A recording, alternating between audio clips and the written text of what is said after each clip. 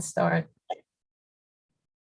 Welcome everybody to the October 12th meeting of the Tompkins Intergovernmental Relations Committee. Thank you all for joining us. We know that Deborah Dawson won't be able to make it, but we hope Mike Sigler will join us in a few minutes. We do have a couple changes to the agenda. We were emailed the resolution that I'd written about redistricting, the state redistricting process. I should have gotten that in your mail yesterday. Katrina, did you get that into IQM2? Yes, I did. I did this morning. Okay, great. So we need a motion to put that on the floor or put that into the agenda. Can I move by Henry, seconded by Mike? Discussion. All right, all in favor. Henry?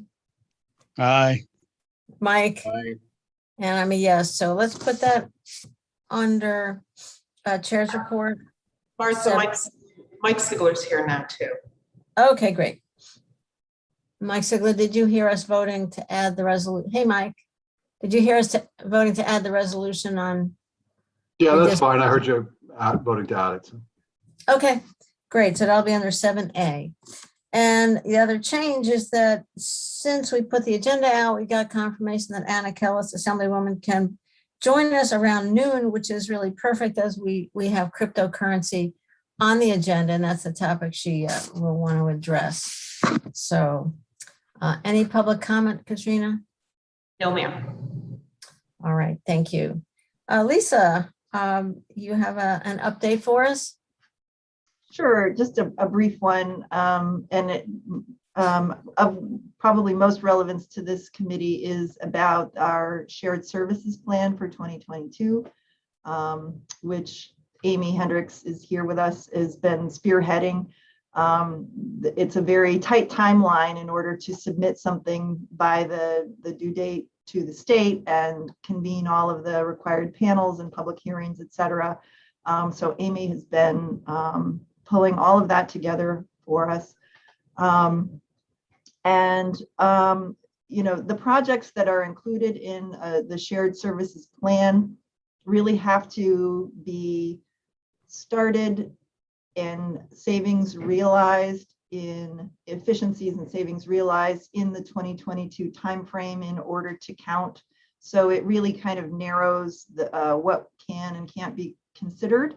Because if we've started something prior to, or if it won't launch in 2022, it won't really count. So the items currently under consideration include some of our reimagining public safety projects, IT services, meaning municipalities would share contracts for IT services, municipal broadband, highway purchasing of cutting edges machinery, centralized arraignment, which that timing might happen just perfectly. Some finance solutions, meaning probably shared cost of software purchasing, and shared radio redundancy with surrounding counties. And Amy's on hand if you have more detailed questions about any of those. Thank you very much, Lisa. Any questions?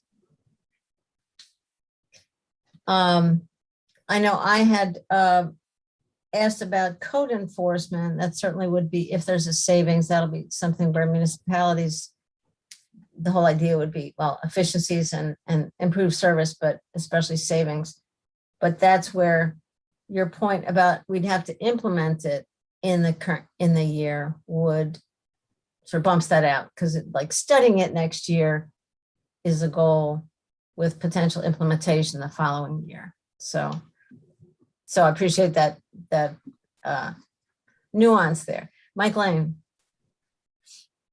Lisa, on another matter, the college, just wondered, are you in contact from time to time with Ron Kapora, the administrator in Cortland? And just I want to make sure that you folks are together on TC3 issues, especially with this capital reimbursement project that we're doing. And I just don't know whether you folks talk now and then or not. That's a good point, Mike. I have not reached out, but I could for sure. I'm not saying you have to do it right Yeah. away or anything, but we got to keep that communication open because Cortland is very seems to be working with us pretty well right now. But in the past, there's been trouble. Yep. Sure. No, I'd be Yeah. happy to reach out and make contact and continue to Thank you. promote that collaboration. Mike, do you mean that our spending on TC3 might qualify under the shared services plan? Is that what you mean? Or just generally stay in touch with Cortland? No, I'm just saying generally pay attention to Cortland. And I just, I think Jason from time to time talked to Ron Kapora, but I don't know, but I think it would be a really good idea. Okay. I mean, that just makes me think, is a shared community college a shared service?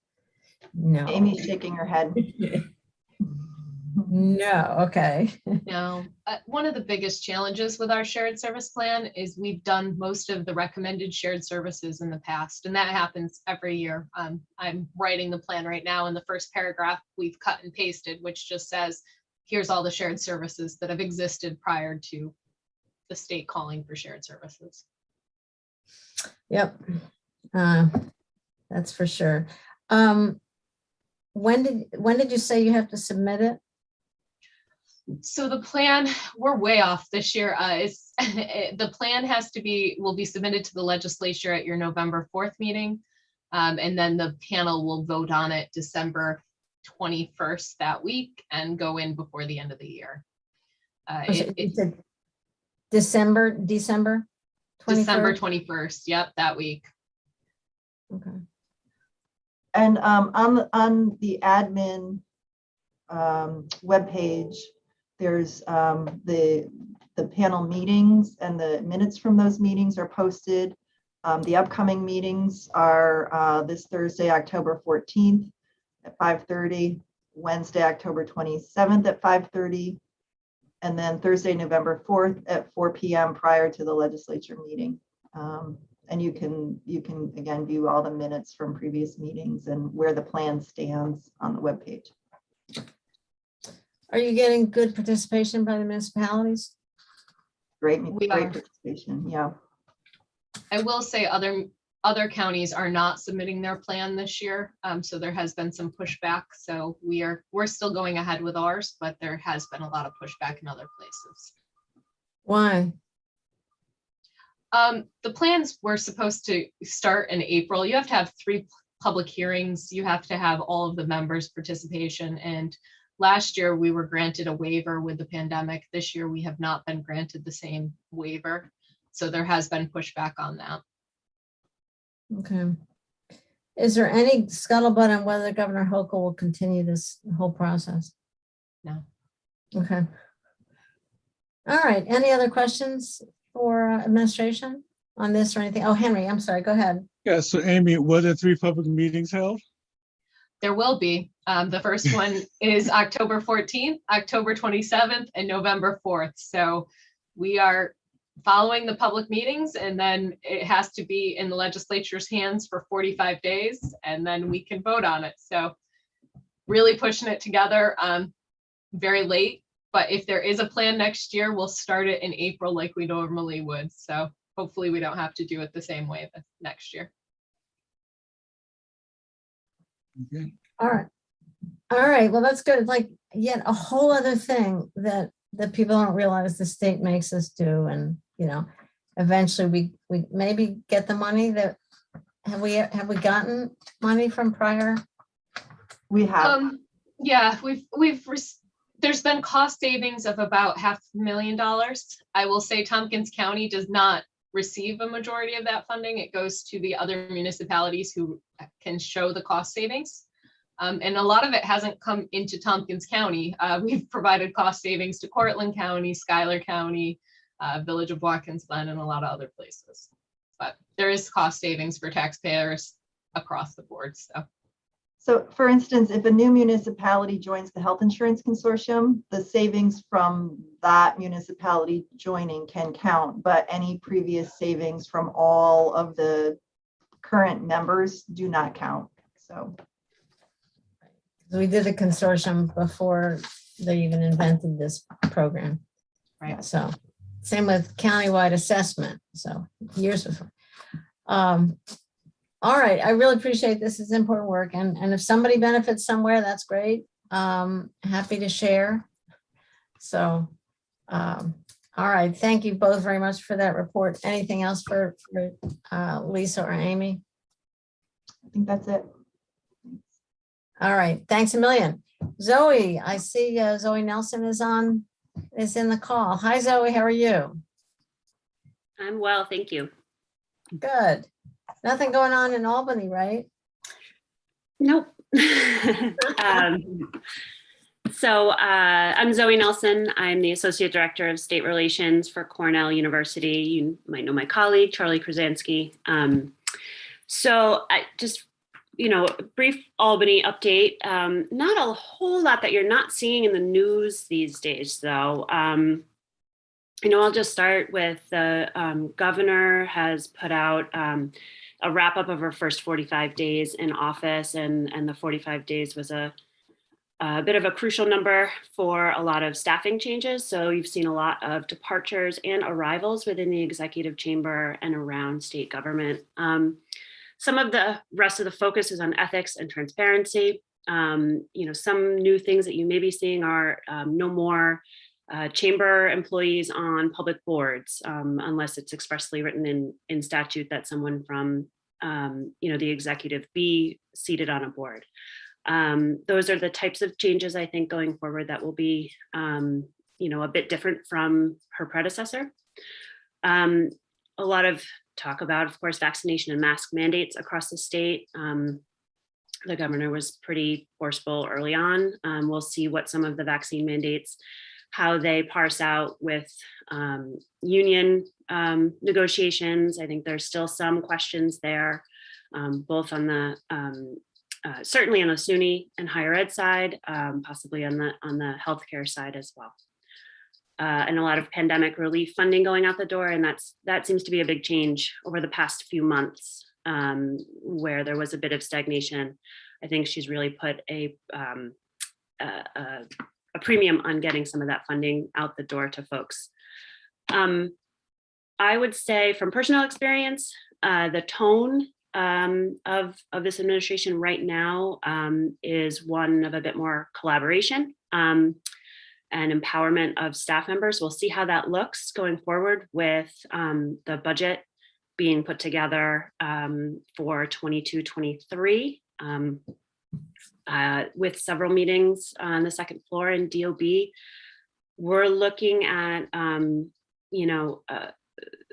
an executive that seems to be open to ideas. We're seeing, I think that is a reflection of the financial situation the state sees itself in. I mean, the next 2 years, we are seeing healthy financial outlook for the state.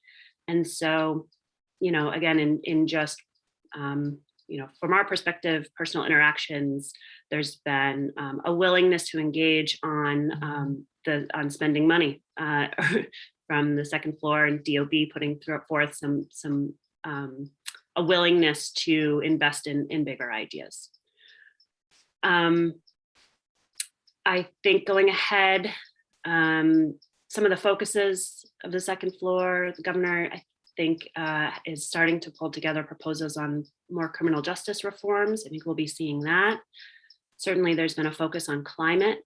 She entered her role right as we had twin hurricanes and a lot of effects there. She's already expressed an interest in adding $1 billion to the Environmental Bond Act that will be on the ballots. And the administration is looking at anti-poverty measures, housing, early childhood education, childcare. All of those are going to be really important policy elements going forward. Crystal ball, I would expect some more departures and arrivals in the executive going in the next several months, possibly the end of the year, early next year. Not necessarily folks that are tied to a previous administration, but there, certainly there are some that I think will be looking for future opportunities elsewhere. There are others that are being welcomed into the fold who have remained from the past administration. So I wouldn't be surprised that there's some more changes going forward, but for now, I think the governor does really have her core group of staff. And we'll see what the executive budget looks like in January. But right now is the time that they are looking at all these big policy areas. And, thankfully, we're in a position, I think, that we won't be looking at cuts.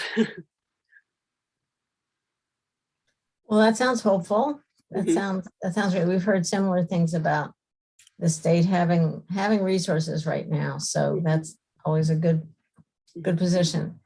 Questions, folks? Comments? When lobbying on the budget, is there any way we can weigh in with the executive side between now and January? I mean, we heard this from NISAC last year that, and they were getting active, and they met with Robert Mujica last fall and had a lot of proposals. I don't know whether any of them actually got in. I think there was a very, very mixed bag, but it sounds like Mr. Mujica is still in that position, but he might have a different attitude this year. Do you see any mechanism by which we could influence that process? I do. Rob Mujica is still budget director, and I expect will be for throughout this executive budget being pulled together.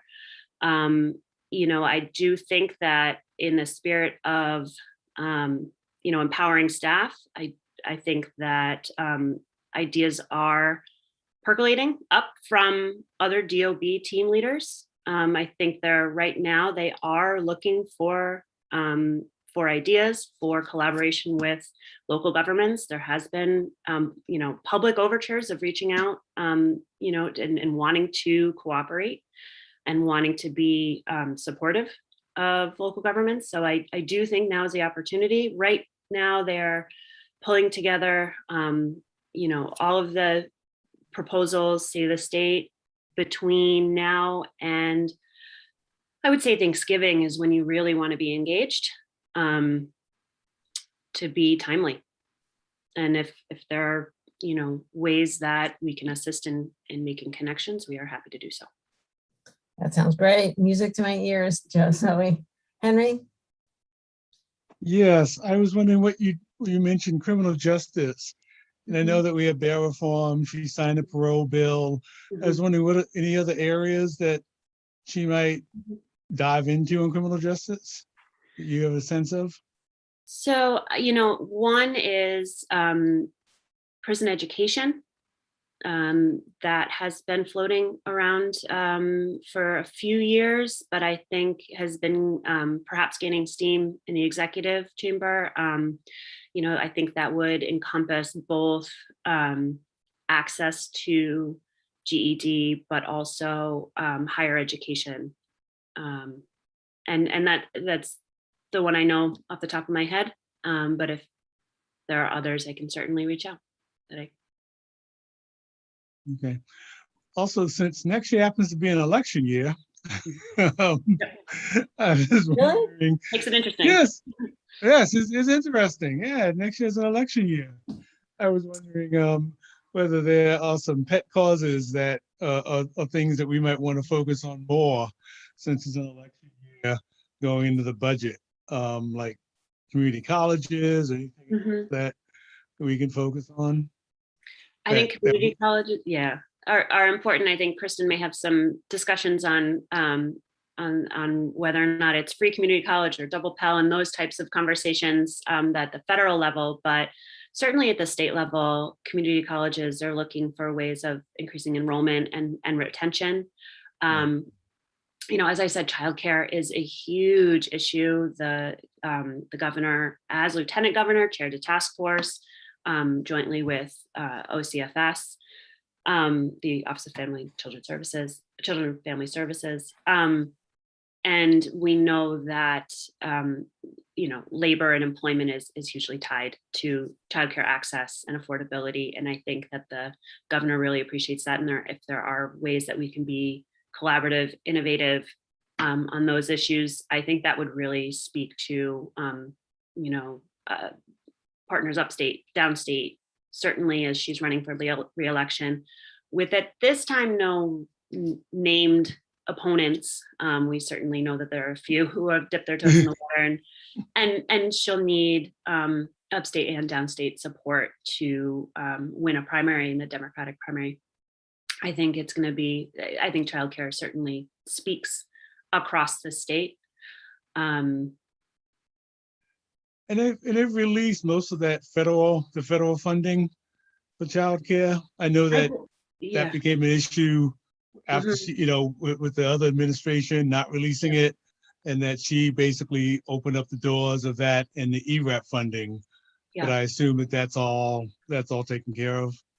So what I've read is that it's certainly going out the door a lot faster. I'm not sure if it's been exhausted yet, but that funding has been, it seems to be an easier, a more smooth application process, and that the funding is actually flowing. Thanks. Do you know whether it's for capital expenditures?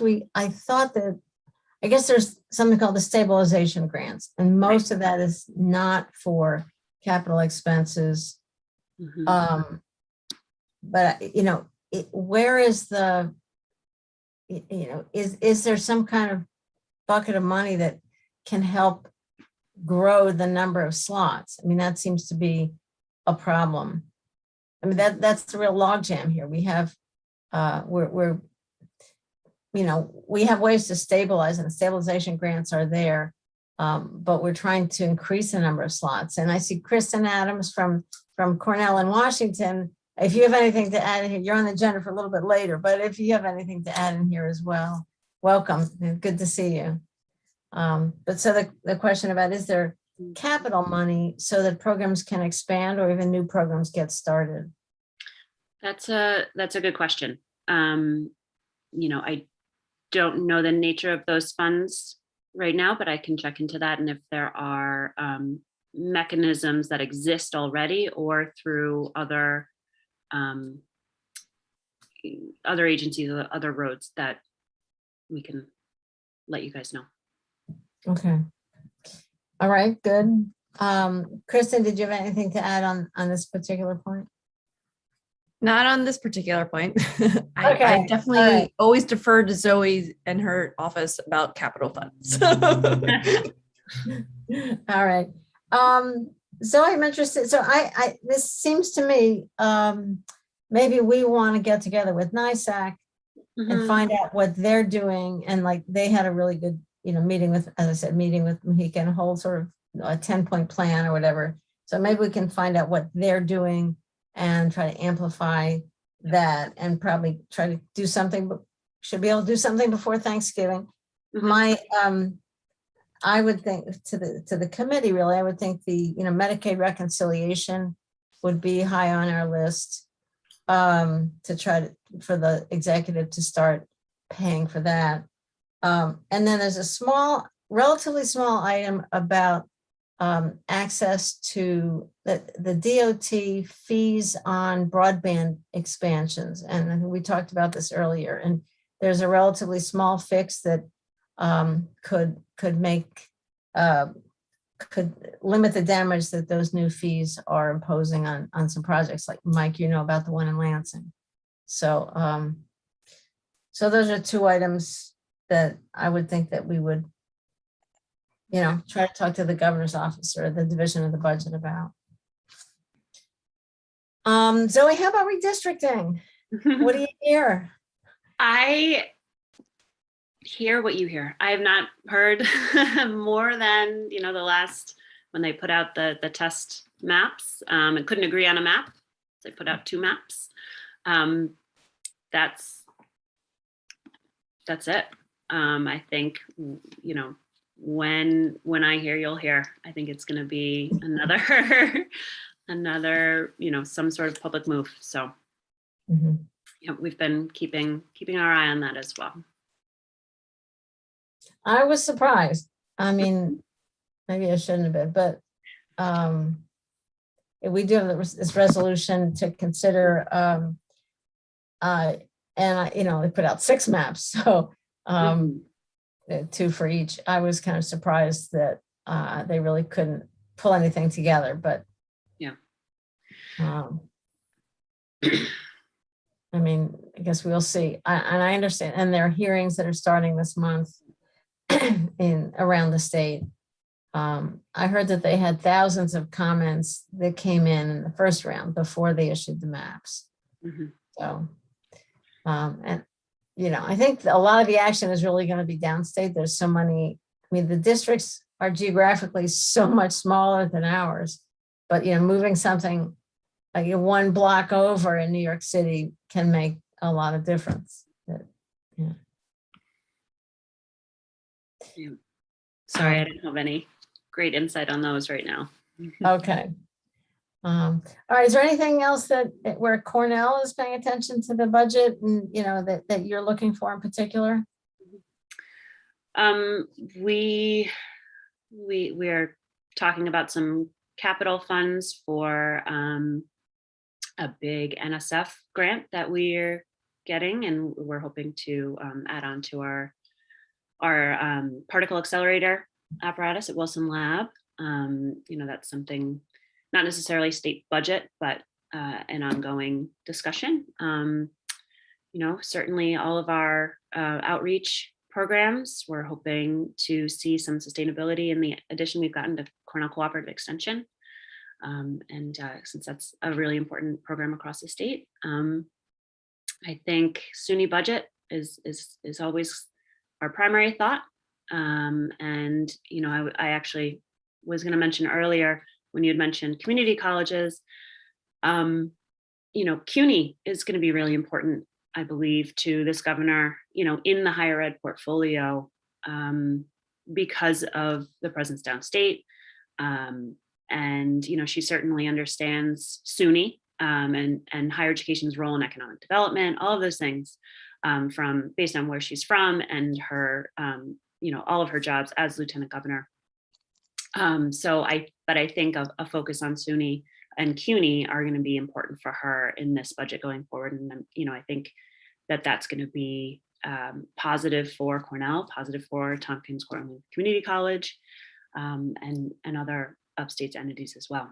It's typically, each sector is typically treated on par with the others, in relation to any growth or sustainability. So we'll see how she treats it. There's been a maintenance of effort in place for the SUNY budget for the past 10 years. That had meant no immediate cuts to the top line operating budget for SUNY, but that also meant no real growth. So we'll see how the administration treats higher education, and that touches kind of all of us. And we certainly have all sectors, private and public within Tompkins County. And, if the governor pays special attention to CUNY, I think SUNY will benefit as well. Yeah, I should have put I'll add community colleges to the list of lobbying items for us to take to the Division of Budget if we get there. Okay, that's good. Those are good, good items. Committee, anything else for Zoe? Yes. Henry? Yeah, I was wondering, I know that the vaccine mandate, the deadline is passed. There were lawsuits involving it, but she also talked about calling out the National Guard. I assume that everything is okay in terms of the operating of hospitals and nursing homes and everything else, that they haven't had large National Guard units. I haven't heard that has, really rolled out. There was some skepticism in a lot of the bigger hospital systems upstate. Right. There were huge staffing shortages. Not being in some of those media markets, I haven't seen some of where if that really played out. I can imagine that there have been some struggles, but I haven't heard, really loud complaints. It seems to be, and it seems to be going okay for her. Yeah, because I assume that things are like Long Island, Staten Island, because I know they were the two that were really anti-vax, anti-mandates. Right. Yeah. Buffalo is, they thought they really struggled with some staffing as well. Okay. The bit of news that I've picked up, it really seems that people are, oh, okay, I'll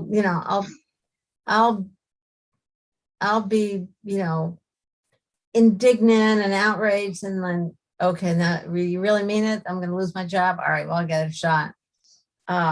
So the numbers I've heard were that the compliance, vaccination levels were really very significant, and layoffs not that high. We saw that on the student side across SUNY, where at the last minute, when they were actively being disenrolled, students went and got their shots. It may run similarly. There are a handful that certainly will agree to be disenrolled or lose a position. Mm-hmm. But the majority of individuals pressed on the deadline, certainly at the student level, have gotten shots. All right, well, that's good news. That's the only way out of this mess. So, well, thank you. Anything else for Zoe? Thank you so much. Tell Charlie we said hi. Of course. And right on cue, here comes Jared Jones. Thank you so much, Zoe. It's great to have you on the call. Thank you. I'm gonna pull my video off and I'm gonna listen as well. So. Okay, wonderful. Thank you. Welcome. Jared, we are ready for you. I see your little black box there. Hey everyone. Hi Martha, how are you? Hi Jared. Great to have you with us. Thanks for having me. Yeah, absolutely.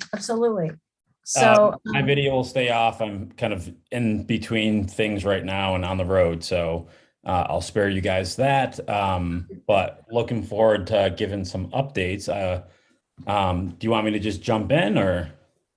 Absolutely, go for it. Perfect.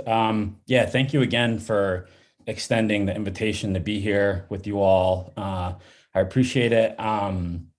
So I'll just kind of dive into where things are in DC right now. Also going to give an update on some of the senators' recent stops to Tompkins County and Ithaca. So, first things first, so the transportation funding is set to expire at the end of October. I know many of you know that. This is now the deadline for the bipartisan infrastructure bill and the Build Back Better reconciliation package. For the Build Back Better agenda, this is the way we see it is it's a historic opportunity to meet the climate crisis head on, which is a significant challenge in front of us, but also to address the crisis facing working families, low-income families, by creating millions of good-paying jobs. It'll make historic investments in education. We're working to have investments in education like affordable daycare. Right now, it's a big challenge. I have a young son. We know there's one slot for every 8 kids. This is a big problem. We're also working on getting included universal pre-K. Also, this is something that for someone who has a young child, right? Like you want to make sure that your kids are developing or up to par with their peers, right? And UPK has shown to be beneficial in making sure that that kids are up to par and have that kind of support. Another challenge is child care workers are some of the lowest paid in the country. And we need to attract and keep good quality childcare workers. So that's a part of this. Another piece here is upgrading crumbling school infrastructure. This has been a challenge in New York State for a while now. Also a part of it is career technical education, cutting taxes on working class families, something the senator has been a big champion on for many years, which is reducing prescription drug prices. People shouldn't have to choose whether or not they're going to take life-saving pills or, we've heard story of people having to ration pills, right? Like you only have this many, so you try and split them. That's not a doctor's advice, right? Like they want you to take the full dose. So we're working to reduce prescription drug prices. Another piece here, which is something we've been fighting for many years, is paid leave. We're working to have 12 weeks paid leave covered at 100% of your salary, would cover for the birth of a new child, adoption of a child, sickness or illness of yourself or a close family member, an emergency like a passing of a loved one or a family member who's on life support. We believe that this would really spur economic growth because it would keep people employed, right? COVID showed that we don't have the infrastructure to let people keep their jobs and take care of a loved one. So this is about restoring the economy, getting people back to work. The second piece I'm going to dive into here is infrastructure bill. So at the end of October, I mentioned, so the surface transportation funding is set to expire. In early August, Senate passed the infrastructure bill. This included $65 billion to expand high-speed internet. And I could share these numbers after this call. $110 billion for roads and bridges, $25 billion for airports. I believe Ithaca Tompkins Regional would get about $7 million. It includes funding for the Clean Water Revolving Fund, funding for the Drinking Water Revolving Fund. So it would help, Tompkins County and Ithaca with like sewer issues, wastewater issues, clean drinking water issues. We also believe that this is kind of bigger than crumbling roads and bridges. It's also about helping communities rebuild, especially communities that have been left behind. Something we've been working on for a number of years now and is really born out of Central New York is our Build Local, Hire Local bill. It literally came from Central New York. The concept of this, we had this included at $1 billion in the infrastructure package. This would make a really bold investment to train a whole new generation of workers, and to put low-income communities to work and to help with like failed policies of highways being built through communities of color and making sure that we're training this new workforce. And I think like the bigger concept here was like when DOT comes into a community, spends $50 million, spends $100 million, spends in I-81's case in Syracuse, like spends $1 billion, that we should be hiring local people to do this work. And that's, I think, like almost easy to say, but it actually has challenges with it, right? Like challenges of getting a whole new workforce trained and educated. So it provides funding for states, localities, et cetera, to do this workforce development, to do this training, to get this whole new workforce ready to go to do these big DOT projects when they come to town. And so that's something we've been fighting for a very long time. That was included in the infrastructure package. We're very excited about that. And then I'm just going to dive into the senator's past 2 visits and then happy to talk more freely with folks. So we were in Ithaca in June talking about universal school meals. So as a part of the pandemic response, students were able to receive school meals. Our legislation, the Universal School Meals Program Act, would make free meals a permanent fixture, so every student has access to food at school. The bill would also eliminate school debt, which we know is an issue in Tompkins County with the school districts in Tompkins County. There's school debt. This bill would help eliminate school debt. It would increase the reimbursement rate for school meals, which we've heard from many folks about that. Another really exciting piece to this is, New York State and around the country has an incredible food ecosystem. And, we believe that students should be able to access local food, right? And so it would provide additional funding to purchase local food, to have local food in schools. And so we were in Ithaca talking about that. And then also most recently, we were at the Finger Lakes Independence Center in early October, just a couple weeks ago, to talk about a $400 billion investment in Medicaid and home and community-based services. So, the home care workers, right? Like supporting home care workers. If you have a child with a disability or a loved one with a disability or an elderly loved one who has home care, this would help raise wages across the board for home care workers. So we were in town talking about this program and why it's so critical and why we're fighting for it. So those are some of the big things. Happy to talk more if folks have questions.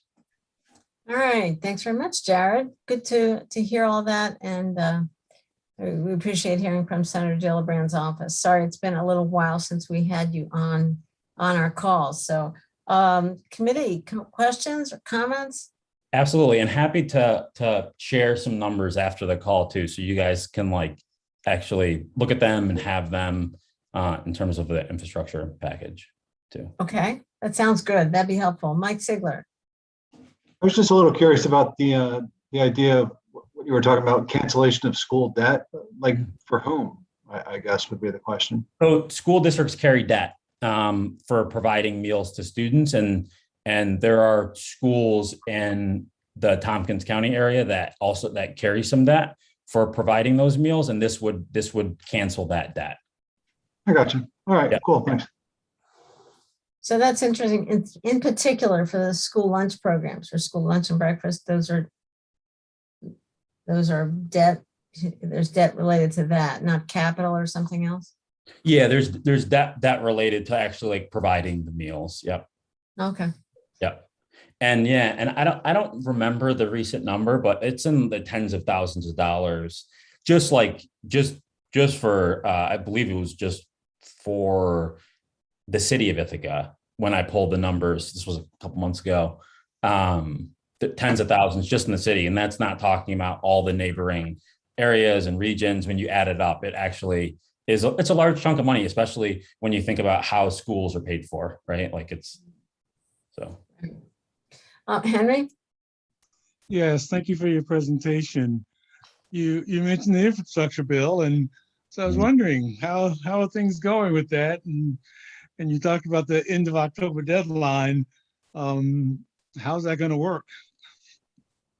I think everyone's really fighting right now to make sure it does work. And we're lucky to have a majority leader from New York State who's really also working tirelessly to make sure all these critical programs are funded in terms of the infrastructure.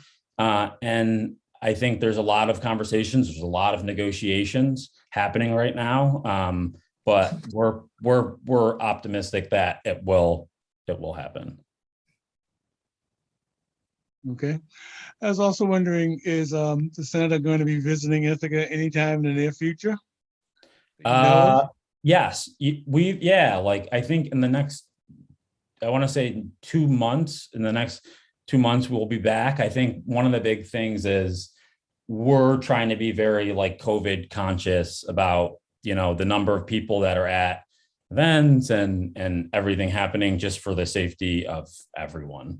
But I will definitely, the next time we're in the region, reach out, and it might make the most sense for me to just share it with you, Martha, to pass on to the group. So you guys have a heads up when we're going to be here. But yeah, I know we like to visit regularly. So in the next couple of months, we should be back. That would be you great. Yeah, you may also want to contact the head of the Democrats too, Jim Gustafson.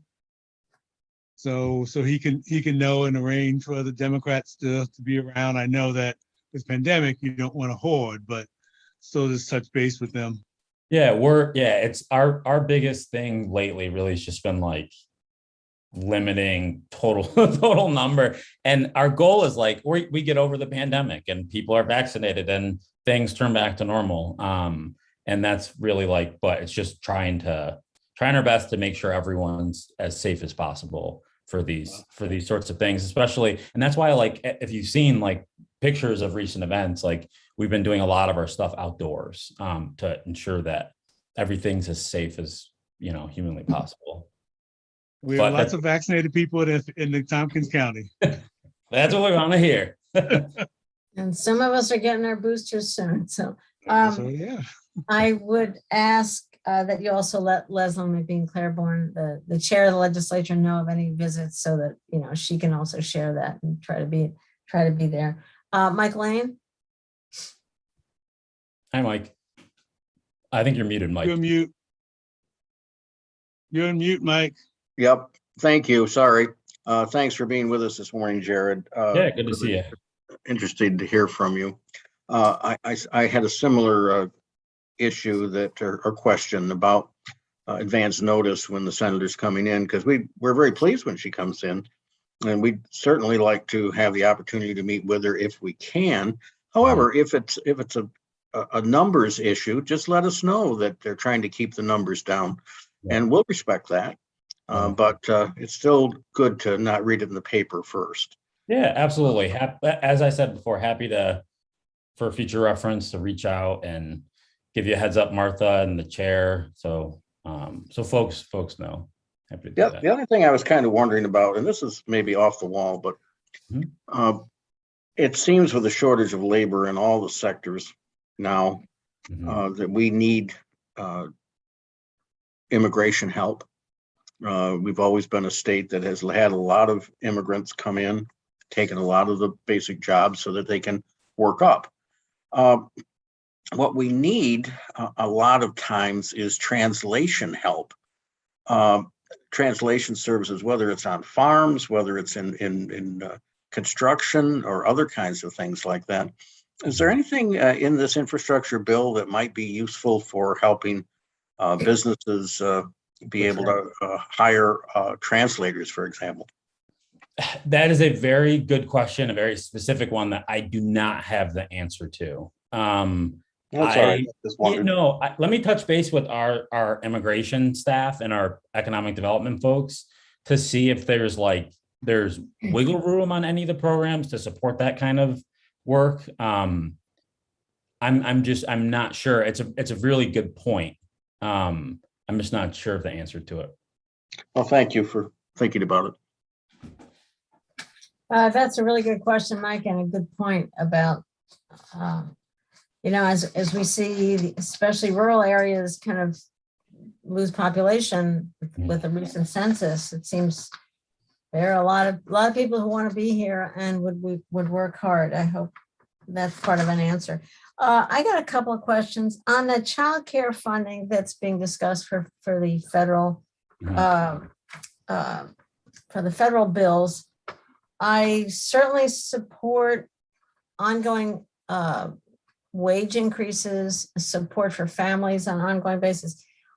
Are there funds, and is there any attention to capital funds so that programs can expand in the number of slots, or so that new providers can find help to get to build and create new daycare slots? So there is funding to help with supporting the infrastructure of these childcare facilities. I will pull the bill and get you the specifics on what that actually looks like in practice. But I know the bigger point was to actually support the infrastructure of these facilities, because recognizing that, one, there's not enough of them and there needs to be more. And two, that they have the adequate equipment to actually care for kids. So I believe that is included in there, but I will get you specifics in terms of what that actually looks like in our bill. Yeah, I know the senator is certainly well versed on childcare needs. She was here last summer at the downtown Ithaca daycare center. I was happy to join her there.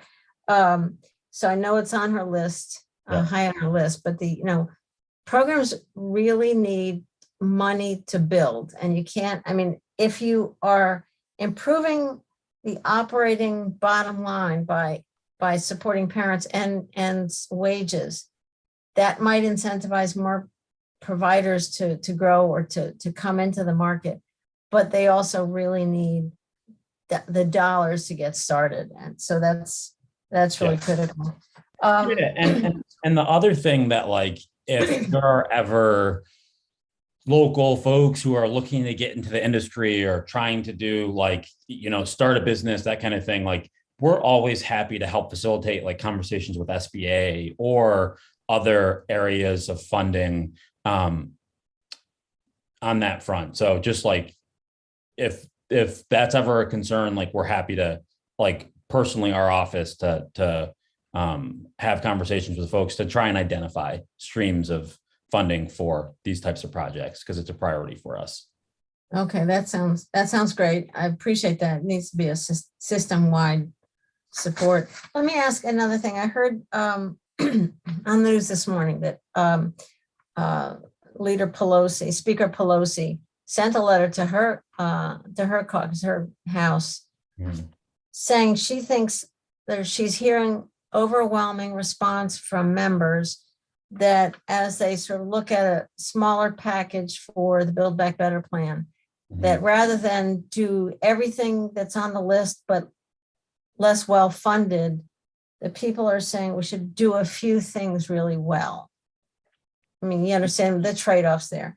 Yeah. I don't know, has the senator sort of looked at that question? Is she? Yeah, we were actually, she spoke about it recently. The final number, the actual final dollar amount is something that's going to be negotiated. It's not set in stone. And it's really about making sure that the programs that are funded sufficiently and are doing the work that needs to get done. Like, we're concerned about the actual what's in it.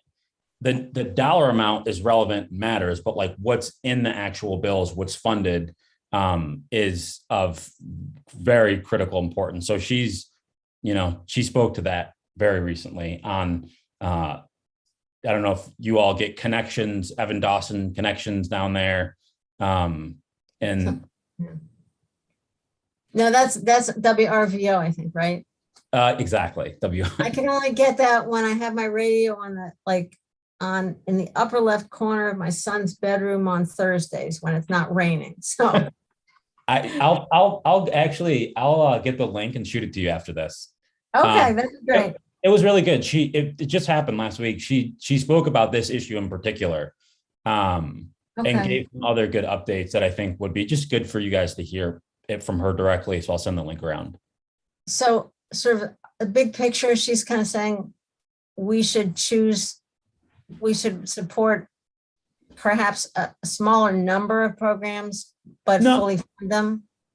Not like, I think she's gonna fight to make sure we fund it as much as we can fund it, but it's really about like making sure what's in the package is good, and those programs are funded well. So that's something that she's looking at.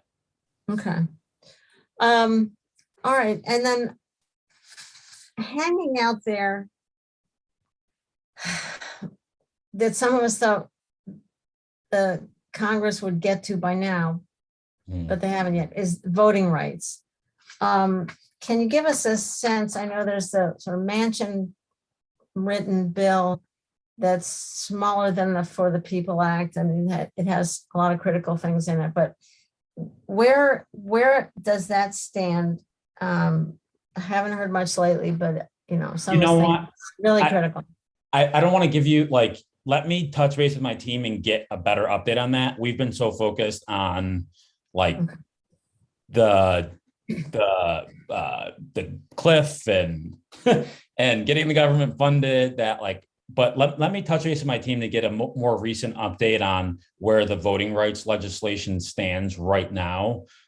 Because I know the big focus was just, you know, the getting the government funded, and we have until December 3rd, right? That expires. And then the other piece was like, over the next couple of weeks, it's like the Build Back Better plan and the infrastructure, because we have until the end of October. So like, I know the committees are going to be working like nonstop trying to get all the stuff that needs to get done for that done.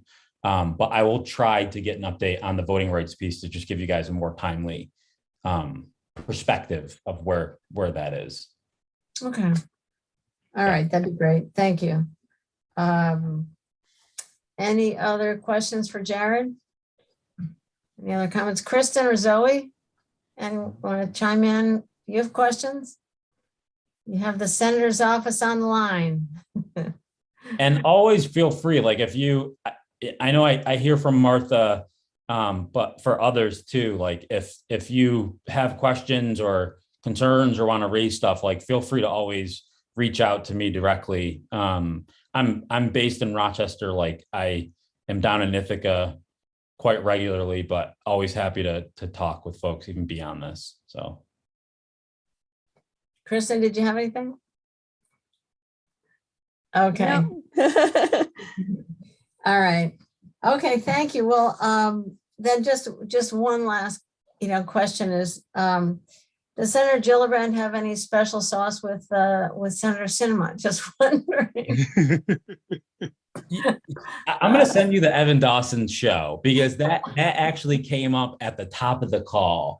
And someone did, I don't know which newspaper did a story like questioning her and her integrity. And she said, like, she's a public servant, right? She's trying to fight for what she thinks is right in her community. But we're going to keep fighting to make sure that all these things are funded, and we have like these priorities, which are a priority for New York State, that we move them forward. But she does have a good relationship with her.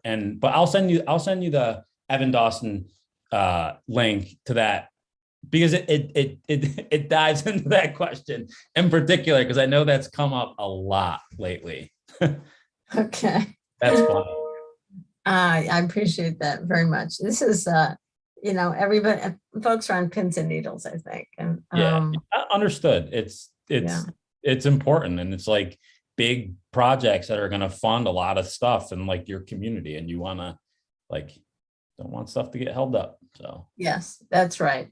That's right. Well, we really, really appreciate Senator Gillibrand's attention to the needs of our communities and working families. And this is, it's such an opportunity right now. We hope that the opportunities are realized, and we appreciate her advocacy on these really important issues. Yeah. And just to wrap things up here, I'm going to send you the Evan Dawson clip. I'm also going to send a breakdown infrastructure bill in terms of where the money is. I'll reach out when she's in town next time to give folks kind of a heads up, knowing that if COVID's still going on, like numbers are going to be limited. And if anyone has additional questions after this, like happy to talk outside of this call as well. So okay, sounds great. All right, thanks so much, Jerry. We really appreciate it. Yeah, thanks. Good seeing everyone. Okay, take care. Thank you. All right, Kristen. So now your take on everything that you've heard, and it is great to see you. If you want to take a minute, sort of introduce yourself. We've had Diane Miller on the call on this meeting a number of times, and if you just wanted to talk a little bit about how you work with her and what your different roles might be. Sure. So thank you so much for inviting me. I really do appreciate it. And Diane is sorry she couldn't make it, but I'm happy to fill in for her today. I'm the Director of Federal Relations for Cornell, and I have been with Cornell for just over 6 years. Diane and I both work in DC in the office together, although we've been virtual for quite some time now. And so the way that we sort of split it is, if you look at Cornell as having sort of three big buckets, one being a large employer, two being like their faculty, staff, research issues, and then three student related issues. So everything from, financial aid, health, insurance, immigration, mental well-being. I mean, sort of everything kind of encompassed in that. And we kind of look at it that way, and then we sort of divide it up evenly. I will say Diane is our appropriations and budget expert. So normally a lot of those big funding questions go to her, and I'm grateful for that. Whereas my background's more in the higher education student space. So I handle all like the student issues and immigration and things related to that. I hope that helps. Just a Yeah, really that's brief great. overview. That's great. Thank you. Yeah. And I feel like Jared gave a really wonderful update and probably touched base on most things you guys are interested in. The only, a few things I would also mention is that Cornell is actually following as well as in the infrastructure package that they're debating. There are some tax provisions that would be of interest to the university, but also to, I think, Tompkins County. So things like bringing back Build America bonds and other advanced refunding options is something that the university is very interested in. I know right now the way that the language is, it's not applicable to private institutions of higher education. So we're working to sort of get some of that hopefully included. Obviously, there's just a lot on. I think someone had a question on immigration. Forgive me for not remembering who asked the question, but that's a huge priority for Cornell in general. And I think for the county, we have repeatedly stated that, it's important to get our the best and the brightest faculty and staff there. Our students, they not only, help make sure that the entire student body has a very well-rounded view of, the studies around the world, but also just in general. But also because they really do contribute a lot to the local economy and ultimately to the national economy, because, there's a significant amount of those who may be international and ultimately end up staying here. So that's a big thing. There were some attempts in the package to add provisions around Daca, so the Deferred Action for Childhood Arrivals program, and some sort of pathway citizenship for them, which is something that Cornell has always supported. Unfortunately, those have been ruled out by the Senate as we call it the wonderful bird rule. So they don't meet the budget issues. And so they have not made it in any sort of bill at this point. I would say in general also, whereas we keep hearing about free community college, I will note that some of our communications with CUNY and other community colleges in other states is, it's the proposed package is not the best options at times. And so we've sort of unified across all types of higher education associations and all types of institutions of higher education to really fight for things like doubling the Pell Grant, again, bringing more students to and giving the money to the students who really need it the most. Sorry, so you're saying double Pell instead of just support everybody? Yeah, so we're not necessarily saying no to free community college. That would be very bad. Although we have heard from some of our, like I said, our partners at CUNY that the way that the requirements are proposed, the state would have to apply for it. And it's most likely that New York wouldn't want to apply because there's a lot of other restrictions that could be added onto this. So, and we're hearing this from multiple states, not just our state. And so there's a potential that all of these funds are pushed into this program, which is a great idea, but then they really don't get used because of the fact that states aren't applying for it. Whereas if you were to double the Pell Grant, that's applicable to every student, no matter where they go to. Essentially, you could, if you were to double the Pell Grant, community college would be free. At least in New York, it would be. So I think that's something that we have, tried to pass along, that doubling the Pell Grant will help everybody with higher education and not just those who are attending community college. Yeah, that's, I see your hand, Mike, but I think that's a really interesting point. When I heard a little more detail that, oh, states would have to apply, would have to match the federal money, like, oh, this is not gonna, I just thought this is not gonna get utilized. So you're saying that money would be booked in there and sort of restricted to that purpose and like really not really get used very much. Yeah, I think that's part of the concern. I know it has always been a priority of the Democrats, and in particular, the First Lady. As a community college professor, this is a huge thing for her. And, it's not that like I said, we support community college in this instance. We just also feel that one of the better routes to achieving the same goal is really doubling the Pell Grant. Mike, go ahead. Mike Lane. Go off mute, please. There I go again. For community colleges, many of the students' tuition is paid, the traditional students is paid for by Pell and TAP grants. Where we are hurting is for the help for the part-time students, which are some of the most needy of the college education and according to improve their lives, single mothers, for example. I don't know if doubling the Pell Grant is going to help them because they don't qualify for a lot of that, do they? I mean, so Pell Grant is based on, there's a fancy formula that, forgive me for not remembering, but it's based on need, right? So if you have, say, for example, a single parent who has 2 kids and they have to be in childcare in order for the parent to go to community college, that's factored in. So they would be eligible on Pell. They could be eligible, I should say, on Pell for Pell Grants. A lot of it also to do with they're only eligible for the amount of hours. So like a full Pell Grant would go to someone who's full time, right? So Well, that's the problem. They're not full time. So there are some restrictions on that.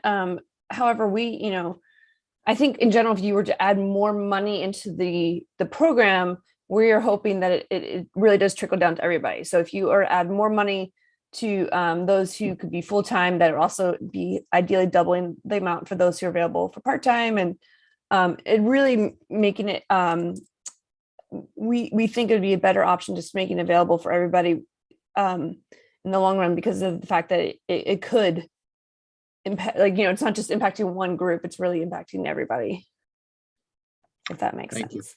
That's our impression. You never know what's going to happen with Congress. So you mean it's not that Pell is only for full-time students? It's that it prorates the grants according to how many hours a student is enrolled? So part-time students are eligible for financial aid, yes. So it is, there are certain amounts you can get, and I'm trying to remember if I don't know if I remember the exact amount, but they are eligible. And that means that they're taking less than, 9-10 credits a semester. Mm-hmm. But I think in general, to be eligible for most financial aid, you have to take 6 credits, which if you think of like a full semester as 12, that would be like as like half would be 6 credits. I think that's how the government came up with that. Okay. Was there anything else you were going down the list of things that Cornell's really looking at in these bills? Anything else? I mean, for us, we're obviously paying attention in general just to infrastructure related to things like investing in some of the federal agencies, National Science Foundation, Department of Energy, creating the programs at the Department of NIH, National Institutes of Health, the ARPA-H program, so investing in health research. I mean, those are all huge priorities in general. We think investment in programs such as National Science Foundation, as Zoe mentioned, that's something that Cornell has a very large program with. And so, increasing that will only help us in the long run. And we think it's important to bring sort of that money back to the local economy and to the area. I know that there's also increases in agriculture. That is something that Diane handles And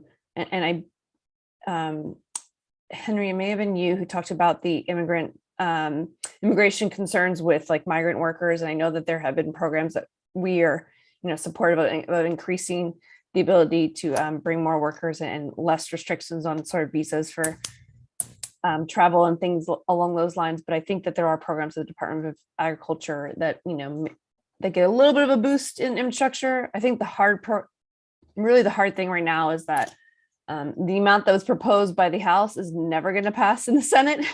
And so we know they are in negotiations to cut back several trillion from the trillion with a T, from the package. So at this point, we're just not 100% sure what will make that final cut. If they go for like big programs or a whole bunch of small, it's just a numbers game right now. We're waiting to see. Nobody knows. Yeah, unfortunately, our crystal ball is always foggy in DC.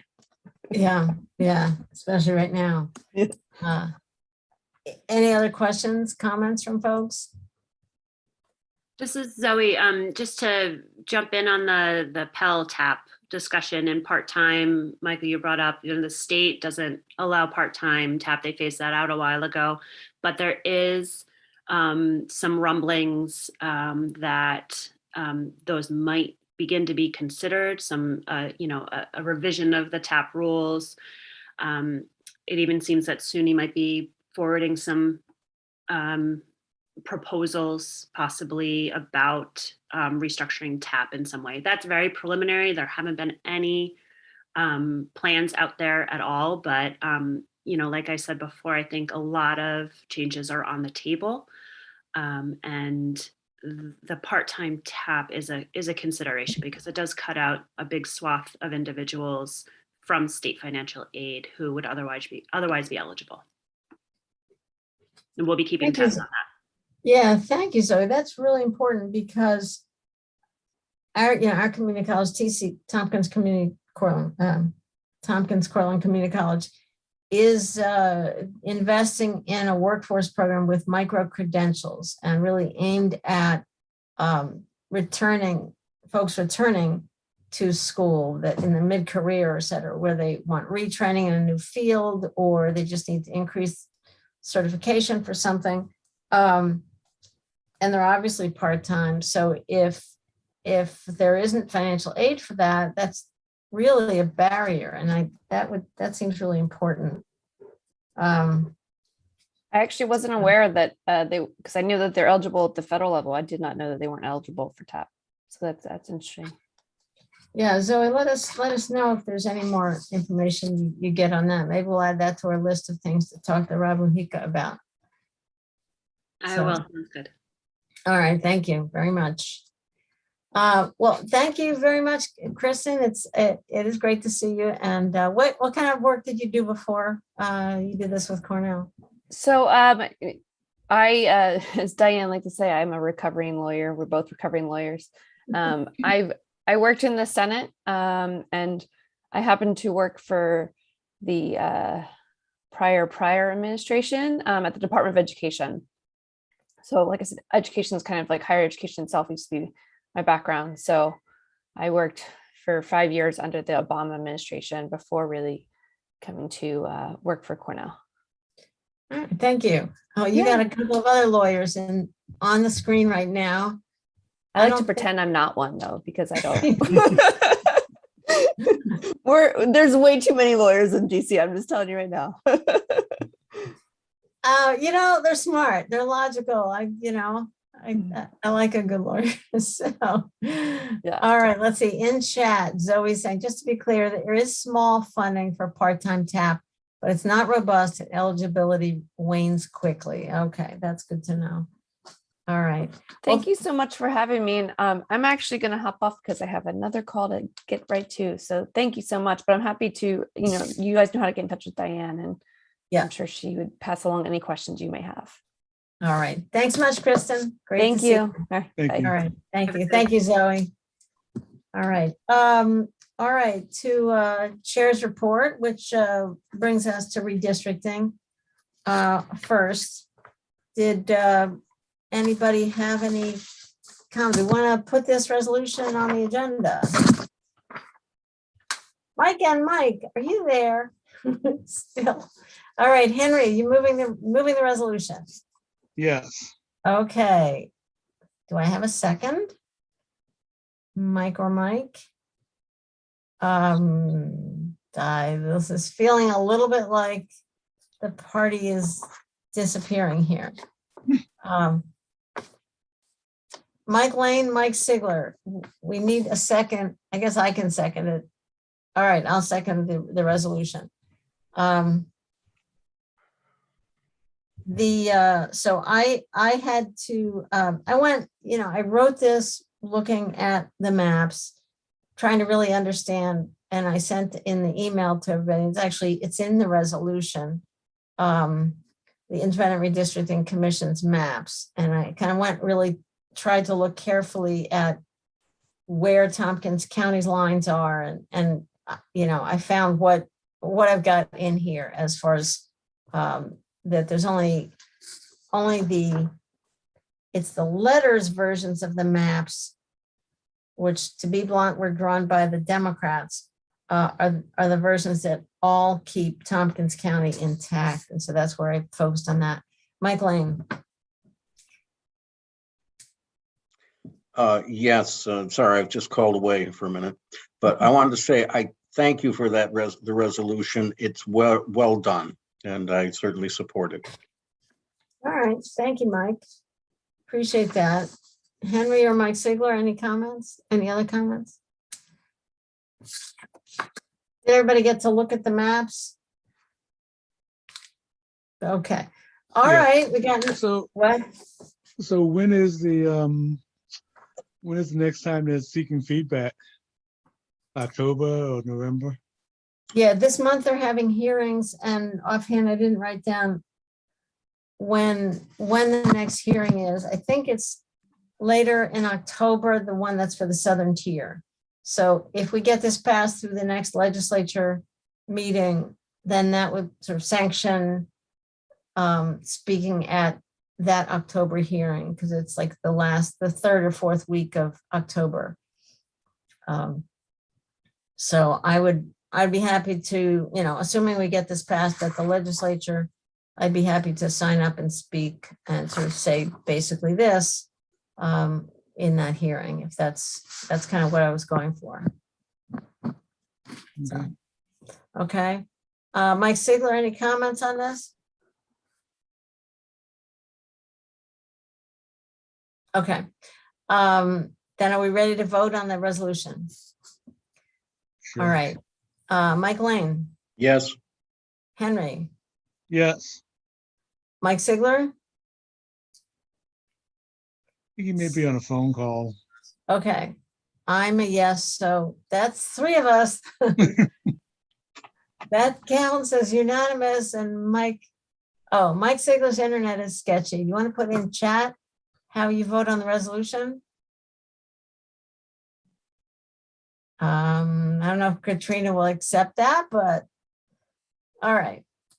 Let's call it unanimous, and we can move ahead. All right. Mike is gone now. Looks like he's gone. Martha, Yeah. I can just mention one other thing, and that was that I had hoped to be able to rework my testimony from 10 years ago and send it out, and I couldn't find it. Over the weekend, I found it on a disc that I had in a disc? pile. Oh yes, we still have discs, and that's why I sent it out to everybody. But I thought you might find it interesting that a lot of the things that we talked about haven't changed. Some of them have, but a lot of them hadn't. So that's why I sent that. Yeah, I saw that, and I appreciated reading that, Mike. It was well done. So at that point, I had already done this resolution. No, it's fine. Yeah. Okay. So Katrina, you got the message that this was a unanimous vote on this. Okay. All right. Good to go on that. All right. We're a little ahead of the noon time for Anna to join. So let me talk about the wellness court. If you remember at the last budget meeting, where Frank Krupa presented for public health and mental health. And he talked about the wellness court, and there are 2 OTRs for a coordinator and a case manager. And I believe on both of them, he said that he was looking for 1-year funding because they are trying to get Office of Court Administration funding for this. And I said, oh, well, give me a call. So Frank and Judge Scott Miller and I met last week, and we started talking about, where they are in this process of lobbying and what there is next to do. Turns out, so that afternoon, Judge Miller called a meeting, and Judge Peacock, Seth Peacock, also joined him, and they met with a guy named Porter Kirkwood, who is the district executive for the district that we are in. Mike, you probably can help us with District 6. 6th Judicial District. Okay, so Porter Kirkwood is the relevant person. And turns out they had just started lobbying for the state coordinator in January of 2020. And Kirkwood was all on board with it and thought it was a great idea. And in fact, he would like to see all 10 counties in the district have this kind of court. Nobody else has started or even tried or shown an interest in it, but he would like to see this model spread throughout the district. That was January 2020, and then COVID. So the courts shut down, nothing happened. In the meantime, however, the local folks did wrote and put in a federal proposal to the Department of Justice for 3 to 5 years for the case manager position. They think they may hear this month on that grant. In the meantime, so they got Kirkwood and the relevant judges to support that federal proposal. So they have had a little bit of contact with Kirkwood, but not much. In any case, Scott Miller said, you know what, this really makes me think I should call Kirkwood back and get him back on, on cycle. I think I would do that in January. I said, no, you should do it now, because now is when at least the executive does their budget. I think probably OCA is on the same calendar. So he said, okay. So he called Kirkwood, had a meeting with him last Friday. Kirkwood wanted to have another meeting in person, including Frank and the 2 judges and myself. So that's coming up. That's scheduled for, I think, a week from Friday. So that's going to happen in Tompkins County. So hopeful that we can get this into the state budget. It seems promising, since he was supportive of the federal proposal, and the idea that we've had a lot of success with it, that Frank is really excited about the success, and they've even with COVID, their numbers are really coming back up. By the end of December, Judge Miller said they expect to have close to 30 cases in the court that they're managing. They've really been able to help people through this court. So that's a brief update on that request. And so it's moving forward. So we will see where that goes. Henry? How is I know that they expanded to the county from the city. How is that going?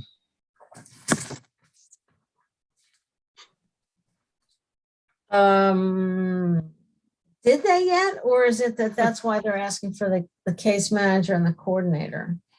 Oh, I thought they had when Scott got elevated.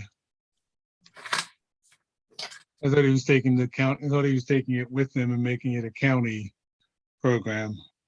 Mike, do you know? No. Okay.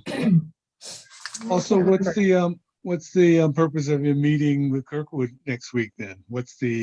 Because he already met with Judge Miller and Judge Peacock. What's the he wanted to come to Ithaca for lunch. I don't know.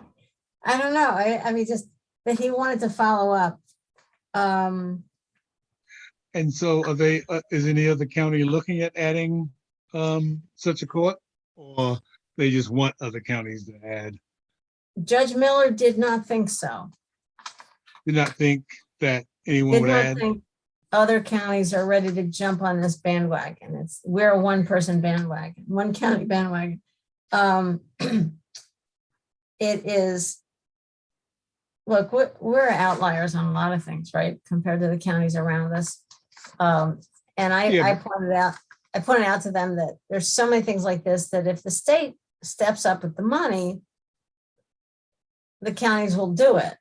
But Right. they're really reluctant, I'd say allergic to starting a new program without state money and without even really a promise of it. So Yeah, I know Auburn has this program too. the city, for the city, Yeah, I think the city of Auburn has it.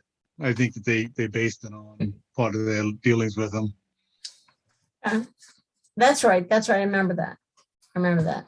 So I guess maybe they're not in the 6th judicial district. So. Yeah, I assume not. Right. All right, so that's the update on that. And I'll keep folks posted on it. I guess while we wait for Anna to jump in, are there any reports from committee members on relevant stuff? Not hearing it, okay. So we're gonna have to tell Deborah that when she's not here, the meeting goes much quicker. Can I get a motion on the minutes of September 21st? Moved by Mike. Henry? Second the minutes, Henry? Yeah. Second by Henry. There was one change that Deborah wanted us to do. It was about cryptocurrency. Katrina, do you have it in front? Do you have what I wrote back on the email? This would be on packet page 6.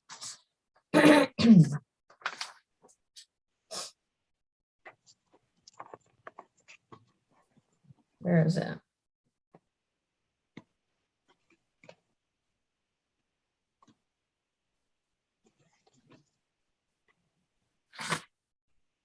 I'm sorry, folks. Wait a minute. Katrina, can you find it? I have the email where we're going to replace it with Ms. Dawson asked Assemblywoman Kellis to have her staff attorney, Jordan Lesser, send her the pertinent material so that she and Ms. Robertson could write up a resolution in support of the Assembly's cryptocurrency bill.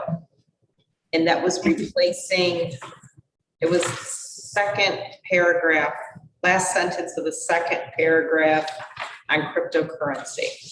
That's the top of our printed page 6. It's that top partial paragraph. I found it now. Yep. So with that, it's a nuance about who's going to call whom first, basically. So if that's acceptable to the mover and seconder, we incorporate that. Is that okay, Mike and Henry? Yes. Yes. Okay, great. All right. Anything else on the minutes? All right, let's vote. Mike Sigler. Welcome back, Mike. That's a yes. Mike Lane, Yes. Henry, Yes. and I'm a yes. So Mike Sigler, while you were gone, anything you wanted to add or ask, or were you able to hear what I said about the wellness court? All right, I can It's fill you okay. in. I'll hear about it at the big meeting, so it's fine. Okay. All right. Well, let's see. All right. We're waiting for Anna. We're just about on time, but so did everybody get to, first off, to read the letter that she had signed by a lot of people? This explains the Greenwich I've situation. not read it. I'm sorry. Okay. So I got it yesterday from Anna's staff, and the email includes a link to an op-ed in the New York Times written by a Cornell economist named Eswar Prasad that is called The Brutal Truth About Bitcoin. There was also a link to a news story, it's sort of like 20-minute news story about what's going on on Seneca Lake. The letter that Anna, it looks like Anna penned, Anna and Steve Engelbright are the first signatories on this letter, but there are, I know, like 10 senators and something like 30 assembly members who also signed it. So it's a very, that's a long list of signatories. The idea is that they were calling on DEC to, let's see, the last paragraph, as Commissioner Sagos noted, on September 8th, 2021, when the draft permits were released, this is for the air and acid rain permits for the Greenwich plant. Greenwich LLC has not shown compliance with New York's climate law. We are calling on the DEC to uphold this preliminary finding and deny Greenwich's application for air and acid rain permits. We can remain at the forefront of cryptocurrency technology and markets without jeopardizing our environment in the process by setting precedent and affirming that POW, proof of work mining, is not aligned with our state environmental goals, is not necessary for our economic prosperity as a state. There is a hearing tomorrow, a DEC hearing. Anna said, Jen Lyons on Anna's staff said that it is too late to, it's too late to sign up to speak to that. Comments are being accepted until October 22nd. So we could, if it's the sense of this committee, I could put something together, I could work. And I thought Annie Corman was going to be working in this as head of Peak as well. So I could perhaps work with her to see if there's something we would send out as far as comments on these permit applications. So committee reaction, any thoughts about, Anna did give us a healthy update on this at our last meeting. So this is a follow-up from what we said then.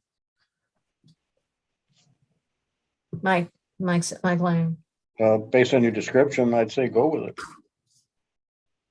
Okay. Anybody else? I'd say go with it too. I mean, it doesn't hurt. All right, I'm still a little mystified about the whole proof of work thing and proof of stake and proof of authority. So anybody else understand that better than I do? No, okay. No. Mike's got his hand up. Mike Sigler. I mean, it's just a matter of, one uses, you're trying to figure out a problem, and whoever figures out the problem first wins the coin, basically. And the other one doesn't really operate in that kind of system. The one takes up a lot more energy than the other. So like proof of stake, that's why it's such an energy hound. So that's what Anna's, I guess, trying to say is she's not against crypto, she's against one kind of crypto. And here she is. And here she is. Hi, Anna. How are you? Hi, I'm good. I heard Mike wonderfully describing the different validation methods, but I'm happy to go through like a 3-minute, 5-minute, really quick summary. So you are all like the smartest people in the room when it comes to crypto, if you want. I think that'd be great. I mean, we're ahead on the committee agenda, so people have the time booked. We're good on that. The materials that you and Jen sent were excellent. The op-ed, your letter is fantastic. And congratulations on getting all those signers for it. That's a big deal. And you had said, or maybe it was the emails, that passing a resolution in support of your legislation, we can do that next. Yes. The immediate thing is that the DEC's hearings, well, it's too late for us to sign up for the hearing, but I understand October 22nd is the deadline for public comment. Is that right? Yep. Okay. All right. So happy to hear a 3-5 minute educational piece on this. Okay, I'm gonna go fast, and then we can talk about what my bill is and what you guys can do after I do this, but it'll at least get everybody on the same page. So, cryptocurrency is based on blockchain technology. So what is blockchain? Blockchain is not a bad thing. In fact, it's the wave of the future. Like, so sharing really quickly what it means. It is in each, you have blocks of information, right? That's why it's called blocks. In a block, you can have any information. You could have medical data, you could have education data, you could have data on a transaction in cryptocurrency. That the block is agnostic in that way, but every block is unique. Every block of information is unique. So every block is assigned, just like a car is assigned a VIN number, every block is assigned a hash. So it has a unique identifier. When any of the information in that block changes, meaning like say there's a new transaction, so the money changes hands or the owner changes hands, it creates a new block. That new block gets a new VIN number. It is unique because the information in that block is unique. However, inside that hash number, there is a small amount of code that basically says which block that block came from, which block did that information come from. And that is what creates a blockchain. That's the chain. So that is the technology that cryptocurrency uses. It creates a ledger, so you know where all the blocks are. That ledger is public. And that, so that's the foundation, right? So what is the difference between cryptocurrency and fiat currency or government currency? When you go to an ATM, for example, you put in your ATM card, what happens? You hope to get money out. Yeah, but what's the first thing that happens? Ask for ID, ask for Ask for identification. ID. It asks for identification. Why? Because it is validating that you are who you say you are. So we have a government currency. The government does not have the ability to administer that currency. So in essence, the government contracts the administration of that currency out to banks. And the banks then validate all the transactions. They are also insured by the government if anything happens. So that's the system of the fiat currency. In a proof of work, or I'm sorry, in a cryptocurrency, it is the users themselves that are validating the transactions. Someone has to validate the transactions. Someone has to validate that the information in each block is what they say it is. Right. And the other thing, by the way, about blockchain technology that's important is that it is decentralized. There is no one entity that is validating all of it, but because it is decentralized and the mechanism, it is instantaneous. So it is incredibly efficient. And that is another piece that's really important, of course, because it is transformative in the currency world, right? It's no longer the old, what is it? The Western, not Best Western, that's the hotel. The way that you would send money from one country to another, right? Western Union. Western Union, thank you. Oh my gosh, you have no idea how many things are in my brain, right? So Western Union, it's no longer that system where you wait a couple of weeks for it, right? Absolutely instantaneous. That is a good thing about it. So getting back to the validation, everything is all about the validation. What method the cryptocurrency is using for a validation. There's proof of work, there's proof of stake, there's proof of space, there's proof of time, there's proof of authority. There's all of these different methods that have been created by engineers to validate the transactions. There's only one that uses a huge amount of energy. That is proof of work. That is the one that I'm concerned about. So proof of work, essentially, they assign onto a block an equation. And they have designed the system so it is a competitive system.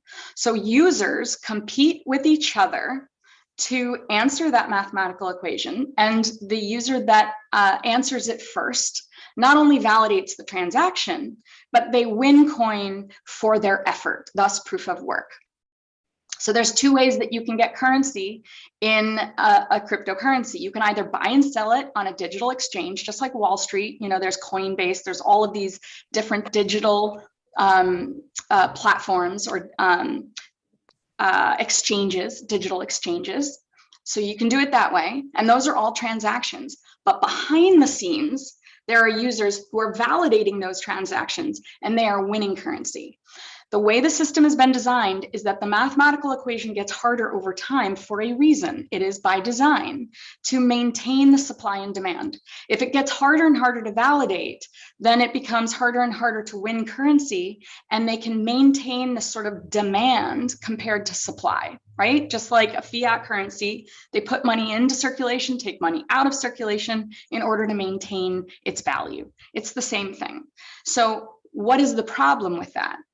When it first launched in 2009, the equations were such that you on your laptop could leave numbers being crunched on your computer, running, spinning while you go to bed. Because the equations have gotten harder over time, we need faster and faster and faster processors in order to stay competitive. So that's really important. The other thing that's really important about it is that it has been designed so that there is no software that any engineer could create that would give someone an edge over anyone else to answer that mathematical equation. So if you think of like those Ocean 11 type movies where they put that, you know, the equipment on the bank vault and you see all the numbers like crunching through, it is exactly the same thing. There is no software that it's using. It's literally just rapidly crunching numbers. So it's the exact same thing here. So if there's nothing that you can do that will get an advantage over me, except for just randomly putting numbers into this equation, then the only way that you can get an edge over me is simply having more computers. And that's where the energy usage comes in. So originally the idea was, well, this would be a democratic system. It would be, you know, more equitable. Everybody would have access. But because of the way it was designed, that everybody's competing, and the only way is to have more computers, that you have these companies that have sprouted up. It's created an entire industry of companies that consolidate the fastest computer processors in the world, have them running 365, and that way they get an edge and they win more coins. So for example, Greenwich, they now have 15,300 computer processors running 365 days out of the year. They win on average 8 coins a day. Right? In the last quarter, they won 729 coins. So that's 8 a day. If each one is worth $55,000, about 55, 56,000, they are literally making a profit gross of $440,000 per day. So in the last quarter, they made $40 million.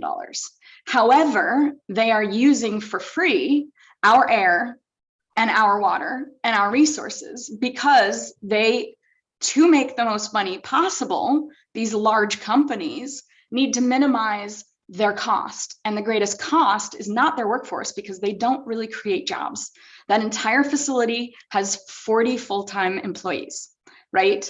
So if it's not the employee line, it's the energy line. And so they are looking for ways to get the cheapest energy possible. And that has started the trend, which Greenwich started, which is buying your own power plant and then you make the energy yourself. They put some onto the grid, but the more Bitcoin is worth, the less they're going to sell onto the grid, because they would lose money if they sold onto the grid compared to buying Bitcoin. When they first built this contract, Bitcoin was worth about $12,000 last August. It has gone from last August to this August, from $12,000 to $50,000. It has gone from like $40,000 to $60,000 up and down throughout this year, but on average about $50,000. So that is what we're dealing with. And it wouldn't be an issue if we just had this one off. The problem is that they've started a trend. So there are 30 retired power plants in upstate New York. We have already seen a spread of interest in buying up these power plants. Outside of Buffalo, North Tonawanda, the DigiHost, which is a Canadian Bitcoin mining company, is in the process of going through an application with the PSC to develop the same relationship with the state that Greenwich has. It is a 55 megawatt facility. So this is a trend. So the whole point of my bill is to create a moratorium, a 3-year moratorium, and say we need a pause on miners. And then we need a full environmental impact assessment, just like we did for fracking. We have a 2-year EIS window. They give us that data and then we can evaluate it to see what regulations we may need to put in place in order to ensure that we reach our CLCPA goals. It's all in the context of our CLCPA goals. So that is sort of the foundation of what this is about. It's unfortunate that the bill didn't pass last session because, of course, all of the cryptocurrency miners are trying to get in as fast as they can. As Greenwich has done, they have literally doubled their computer processor capacity since January, trying to get all 30,000 into the facility before we can get into the next session, which is why we are pushing on Hochul to do an executive order to start until we can get to January. But regardless, I'm pushing to get this bill passed. In the meantime, where you are at right now, the final piece is that the DEC, so Greenwich's air permits are up for renewal. The DEC has done their preliminary findings of those two Title V permits, one Title V, one Title VI permit. And their preliminary finding is that the permits as of now do not align with the CLCPA. This is a huge step forward, but they are now looking to all of us to give public comment and say that we agree with them and that we are asking them to stand by their preliminary findings in their final findings. And I cannot tell you how critical public comment is. The last thing I'll say is Mike was absolutely right. I am absolutely not against cryptocurrencies. I think they are here to stay. There are many governments that are moving towards digital currencies. The blockchain technology has been here for a while. It's very powerful, very effective, very efficient in itself, depending on how it's used. It is the difference between those that are hugely energy consumptive and those that are not. So I will say the last thing, Ethereum, which is the second largest cryptocurrency that uses proof of work authentication or validation, they have committed to convert from proof of work to proof of stake. And they estimate that they will reduce their global energy consumption by up to 99.95%. So that gives you the difference just in the validation method used for the cryptocurrency. So that's what I mean when I say I am not fighting against all of the cryptocurrency methods for validation. I am simply concerned about the proof of work. And miners have sprouted up as a response to proof of work existing. They wouldn't need to exist because the energy consumption wouldn't be there. So it is specific to this industry. So that's in a nutshell. Thank you, Anna. Will miners respond to proof of stake method, or is it that you don't need as don't many need them, miners? right? So like right now, if you can reduce your total global energy consumption by almost 100%, it's basically like saying you could probably run the whole global system on one supercomputer, right? It literally doesn't need the computing power. So you wouldn't need rooms and rooms of computer processors because it doesn't need that amount. There are other forms of validation like proof of space that uses the excess hard drive space on people's computers. So they're all different. And they all have different levels of security, different levels of efficiency. The question we should be asking is it enough? Is it efficient enough? Is it effective enough? Is it secure enough? And they have found that the other ones are. I have just found out today that Yates County is going to change their stance and they are going to come out in support of it because they are getting money from the cryptocurrency mining there from Greenwich. In 2020, it increased by 300,000. But I think what's important for us to remember is that we're being bought for cheap. 300,000 for their annual increase when they make $440,000 a day, and that's now. When they double their capacity, so they're right now at 15,000, they're going to increase it to 30,000. So if they're making 8 a day, they're making $440 a day. They will be making upwards of $900,000 to $1 million a day. So if they're making $1 million a day and they're buying Yates County, for what, an increase of 300,000 on what, 200,000, they make $500,000 a year.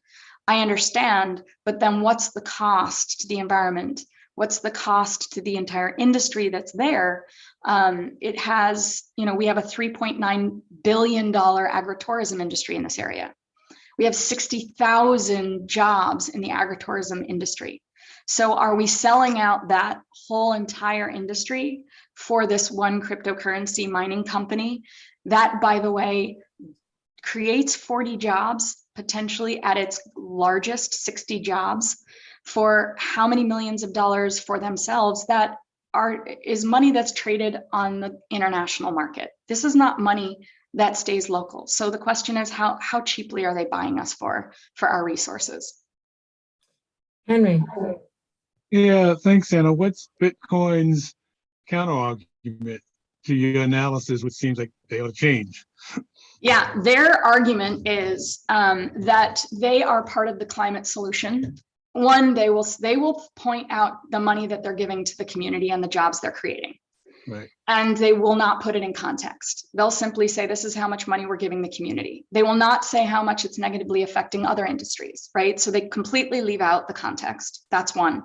Number two, they argue that they are part of the climate solution.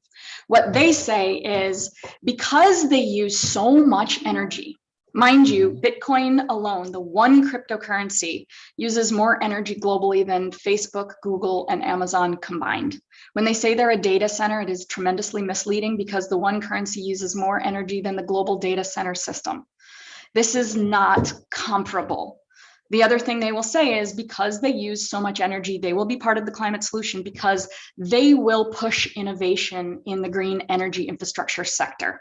Because they use so much energy, they will put so much more money back into the system. So they say that you should incentivize them. You should put cryptocurrency miners next to your green energy infrastructure so that they use so much of it, they use any excess we have, that they can then spit that money back into the system, and we can use that money because we'll have an increased rate of return, that we can then put that money back into more renewable energy infrastructure.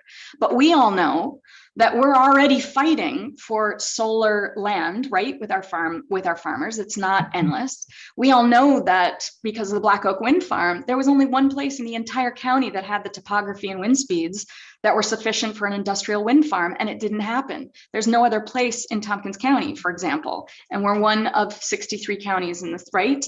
So it's not like we have endless land to do it, one. Two, the raw materials that go into renewable energy infrastructure are not themselves renewable. They are mined material that does cost money. And thirdly, the amount of e-waste that has increased because of the proof of work mining exponential explosion has been astronomical.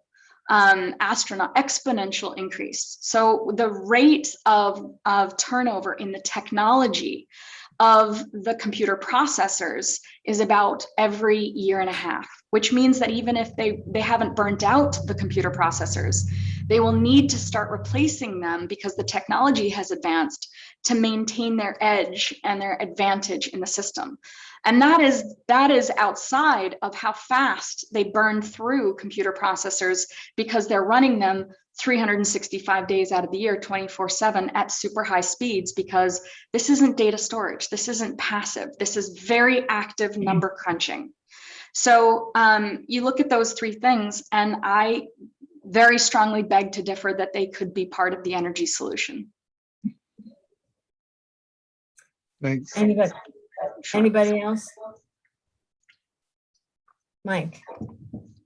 Anna, thank you. You're obviously well-schooled in this. We appreciate that. Where are the utilities on this? It seems to me they would want to sell electricity. Are they supportive of the regenerating these old plants? And I know they can't have plants because of deregulation years ago, which was not the best thing that the state ever did. Do they care? What's They going have on? not taken a stance, but it's probably partly, the industry is rapidly growing in New York State. So you have the transmission line, right, the power companies, but you also have the generators. And you were talking about the power companies that are the distributors. They have not taken a stance. I think that for them, the more energy that's used and distributed, the better. However, much of the energy that I'm talking about is behind the meter.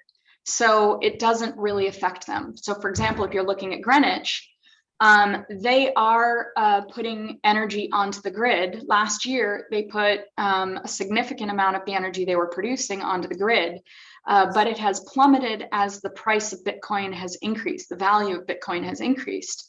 And so when we see the numbers that come out for 2020, and then 2021 of how much they've actually sold onto the grid, as opposed to used behind the meter, I think it'll be very small. So it doesn't really affect the private owners of the power generators that, they're all competing with each other. As far as the distributors, they have not taken a stance, probably for that reason.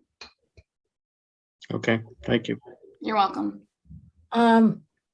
Yeah, Anna, this is great. That was a great lightning fast, seminar. Really, really appreciate it. That makes it a lot more clear, especially with the stuff that you sent ahead of time. My understanding is there are two issues. One is whether new permits for this should be granted. That's one issue DEC is looking at. And this is about a renewal. Mm-hmm. Has DEC expressed any position on new permits versus renewals? Is there any difference? Well, the new permits, they haven't addressed that yet. The PSC, as I said, they are working through I guess you could call it new because they are, interested in reopening that power plant and using it for cryptocurrency. So for that, you could say it's new, but all of these are old retired power plants, and many of them have the air permits sort of dormant. And so that actually brings up another one of my bills, which is 7768, which would require that any retired power plant relinquish its air permits, so that if the company buys an old mothballed power plant, then they have to start the process anew.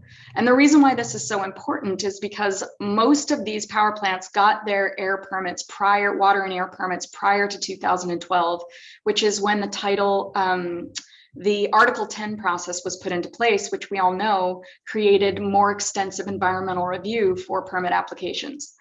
So if they got their permits prior to 2012 and they re-up those permits, then they are grandfathering in and avoiding that 2012 more extensive environmental review.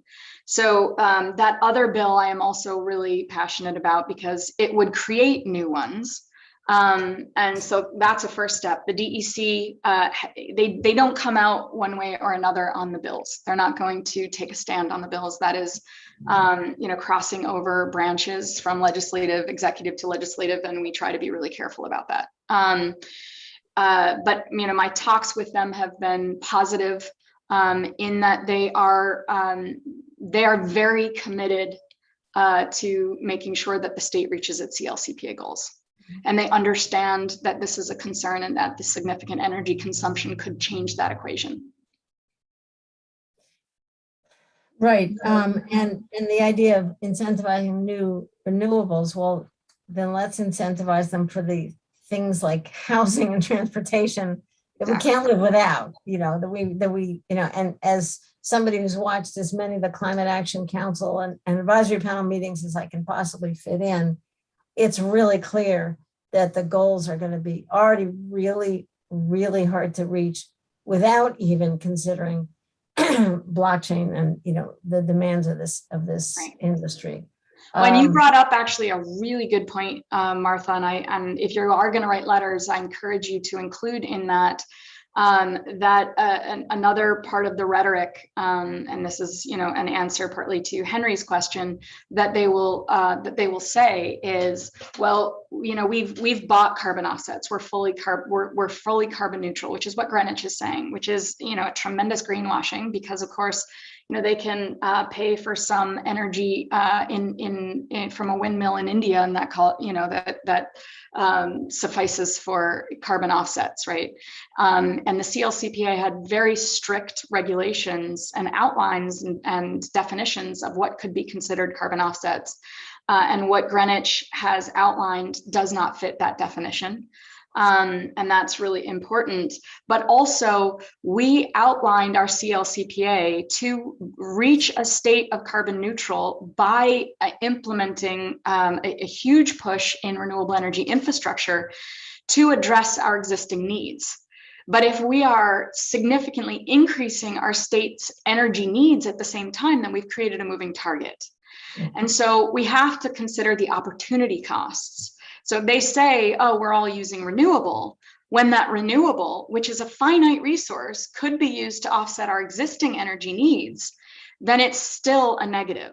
They can't say that it's just, we're negligible, we're neutral, we're not producing GHGs because we're using all solar. If that solar could have gone to offset the energy we're using, then fine, it's 6 of one, half dozen of the other. It just means that the GHGs are coming from the other industries that now can't be on renewable because it's being sucked up by the cryptocurrency mining operations. So I think that's, certainly another really important point. And understand another point about CLCPA is that there was, and Peter Iwanowitz talked about this when he was here in Ithaca a couple of years ago, that is it section 7 or part 7 or something? Correct. That says that even though the state hasn't developed the scoping plan and hasn't passed all of these recommendations into the energy standard, which is going to take a couple more years, agencies of the state need to nevertheless already take CLCPA goals into account when making this kind of decision. 100%. And that is the argument here. Yeah. But I appreciated their preliminary findings that said, as of now, it doesn't align. And we need to hold them to that. And it is explicitly in response to that Article 7. It must be considered now in every one of their deliberations by law. Yeah. One other question, and we'll let you go, but this has really been so helpful, Anna. Thank you. Everybody might have in their mind what's happening at Cuga Operating Company Power Plant in Lansing. They came out with the program for the Cuga data juice before we really heard anything about data mining and and blockchain, et cetera. I have heard a number of times that no, that's not this. Correct? That Cuga data juice is a plant that will be a plant that will, allow the cloud operations that all of our businesses in Cornell depend on, et cetera. Yep. I'm being told that is no longer necessarily the case. All the options are on the table. The field has changed. In other words, Bitcoin has quadrupled in value. That changes the game if your priority is profits. It is our responsibility, of course, to make sure that that we don't have extreme externalities here, right? That it is done with profits, using for free our natural resources. And I would note, we need to remember that we literally have some of the last surface fresh water on the planet. And I would hope that, they have not confirmed, they have not said one way or another, but I would hope that Data Juice would prioritize cloud storage and, other relationships in the digital world that do not use the amount of energy that proof of work does. That is my hope. I'm going to hold out that hope because the energy usage is extremely different in that context. So Mike Sigler has his hand up. I'm guessing he has something to say on this. But you're muted. I just wanted to say on this, I think the real difference between the Cube operating company is the power plant really doesn't exist anymore. It's not like Greenbridge where you could repower it even. The generators are gone. I mean, there is no power plant. While they still have their interconnect agreement, and they still have their water agreement with the state, they would literally have to put a new generator in, and then they would have to figure out a way to power that what fuel source would you use to do that generator? So that's the difference, I think. With some of these other power plants, they're still in existence. So it's just a changeover, whereas Cube operating company doesn't have that. Right. ability. My concern, Mike, my concern, and I'm just watching right now. So their interest was to build a solar array to support their facility. Because of the size, they have not been able to get the state recs that they need in order to make it, to make it cost effective to build. Which means the only way they could is if they expand their solar fields. And my concern then comes back to the opportunity costs.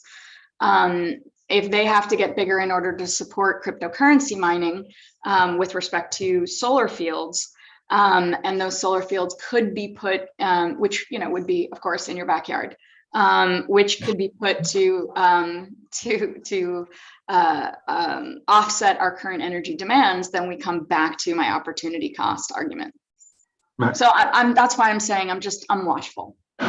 No, I'm glad you are, because I don't think they have the land out there to build it. But certainly these other two solar arrays that are being planned are big enough. So right. Well, and I'm watching the Somerset one that they own as well, because that is bigger. I do need to go, but there's one last thing that I wanted to mention, just an announcement that the Environmental Advocates of New York, Peter is here, Awanowitz. They've helped organize a rally that will be at 5:30. I know you will all be in a budget hearing.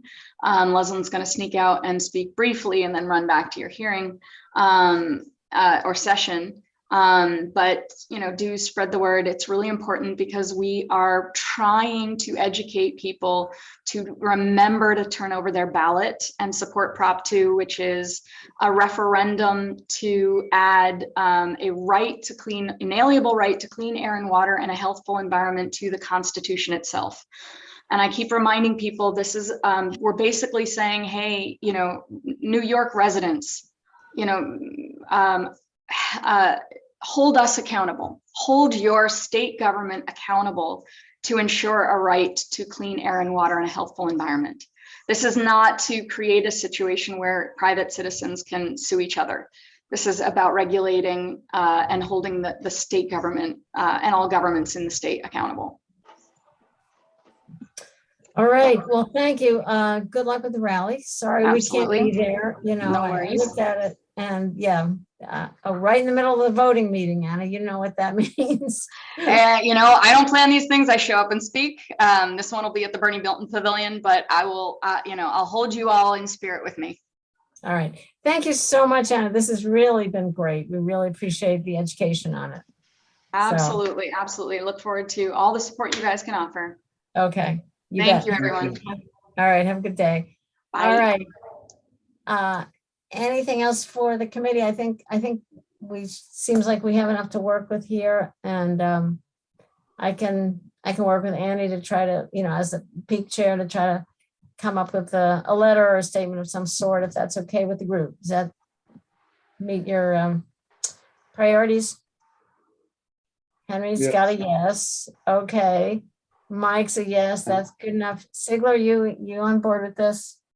Obviously, we'll try to do something this week and get it to you as a draft before we, whenever the 22nd is. Is that Monday? Okay. We'll get it done. All right. Anything else for the committee? All right. Thank you so very much. Katrina, you don't have to get all of that down. I know you're probably trying to. All right. Thank you, everybody. We are adjourned. See you at budget later. Bye. Bye.